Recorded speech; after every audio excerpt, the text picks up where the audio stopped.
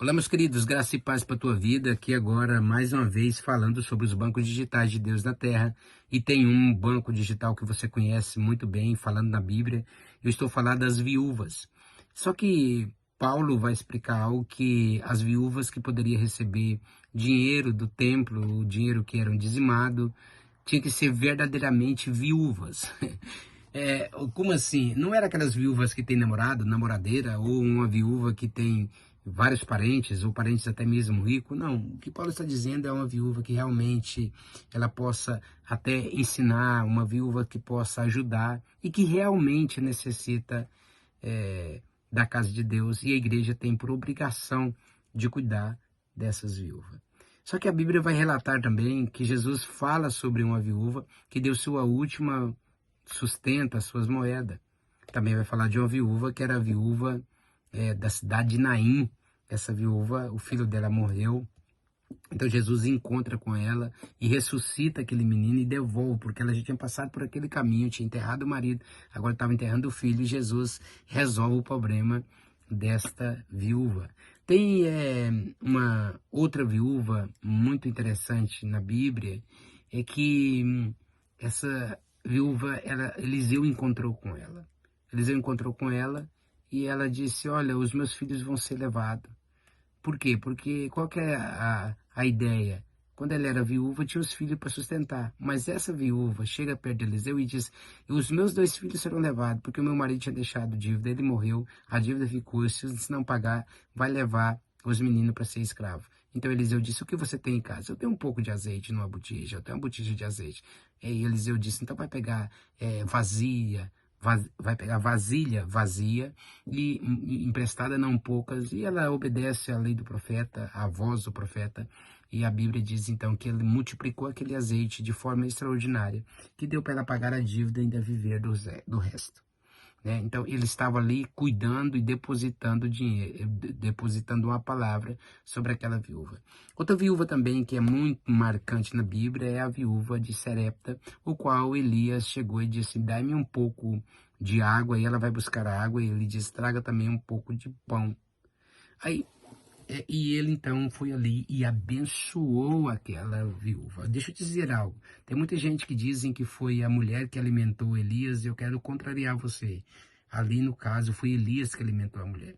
A mulher só ofertou na vida dele, porque durante o tempo que ele estava lá, nunca faltou comida, e só não faltou comida porque o profeta estava lá. Ela só teve que obedecer um princípio e uma voz que o profeta disse. Então ele chegou ali para abençoar. Por quê? Porque Deus abençoa muito esse banco digital chamado viúva. E depois também nós encontramos outras 3 viúvas juntas, se conversando, e cada uma numa situação. A primeira viúva era Noemi, a segunda era Ruth, a terceira era Orfa. A primeira tinha tido uma perca tremenda. Como assim? Porque ela tinha perdido o marido e os 2 filhos.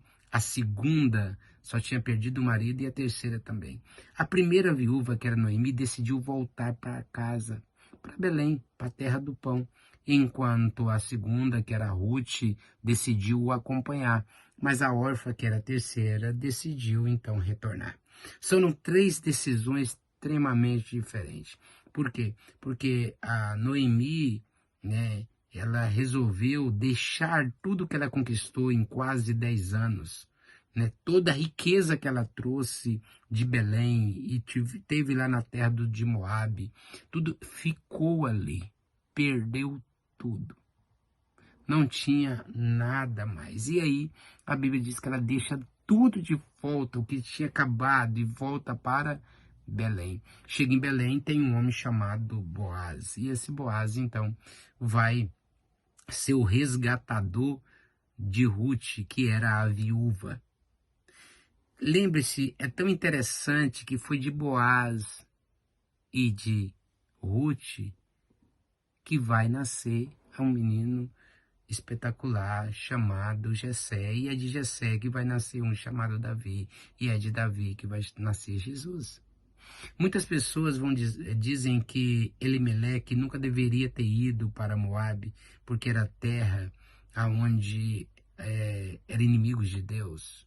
Mas eu digo para você, precisaria sim de ir lá, porque Deus estava de olho em Ruth. Ruth casa-se que com o filho de Elimeleque, Malom, e depois ele morre e ela tem que ir acompanhar a sogra, que também era uma viúva. Duas viúvas andando em direção à terra de Belém, mas um homem chamado Boaz, o qual o abençoou de uma forma extraordinária, mudou a vida dela, transformou a casa dela e tudo na vida dela, a partir daquele momento, passou a ser diferente. Esse menino que nasceu, chamado Obed, né? E depois de Obed nasce Jessé, de Jessé nasce Davi, e aí vai por diante. Quando eu entendo essa situação da Bíblia, eu vejo que Deus tem algo interessante sobre as viúvas. E se você entregar uma oferta, se você abençoar uma viúva, o propósito de Deus é que nunca falte dinheiro na tua casa, que nunca falta dinheiro na tua família, que nunca falta dinheiro para você. Por quê? Porque aquele que abençoa as viúvas, aqueles que depositam dinheiro sobre eles, sabe o que você está depositando? Segurança. Então significa que um dia que você estiver inseguro, o Senhor vai te segurar e vai te guardar e vai te ajudar e vai estender as suas mãos sobre a tua vida. Quando eu entendo esse princípio e coloco ele em prática, tudo muda. Lembre-se, encontrar uma viúva, analisa a vida dela e dê segurança para ela, porque tem certeza que o Senhor vai te abençoar, porque ele foi o primeiro que abençoou essas viúvas. Deus abençoe e até o próximo.